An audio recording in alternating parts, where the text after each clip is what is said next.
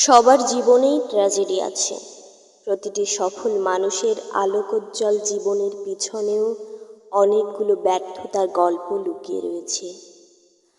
হাজারো মানুষের হাসি মুখের আড়ালে অজস্র চোখের জল লুকানো আছে।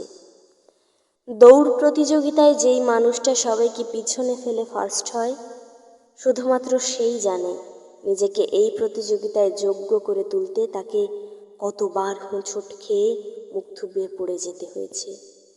শুধুমাত্র সেই জানে পড়ে যাওয়ার পরে সকল ক্লান্তি, সকল গ্লানি মুছে আবার উঠে দাঁড়ানো ঠিক কতটা কষ্টকর।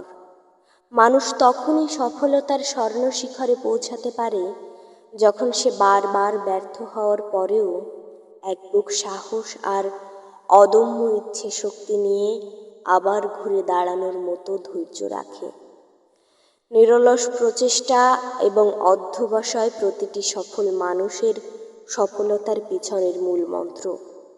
মনে রাখবে, একবার দুইবার ব্যর্থ হওয়ার পরেই যদি ধৈর্য হারিয়ে ফেলো, তবে সফলতা তোমার জন্য নয়।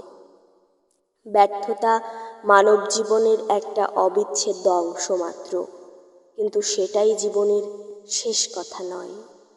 সফলতা তার দরজাতেই এসে কড়া নাড়ে যে শত সহস্রবার ব্যর্থ হওয়ার পরেও আবার এক বুক সাহস, অজস্র অনুপ্রেরণা আর অদম্য ইচ্ছা শক্তি নিয়ে আবারও উঠে দাঁড়ানোর যোগ্যতা রাখে।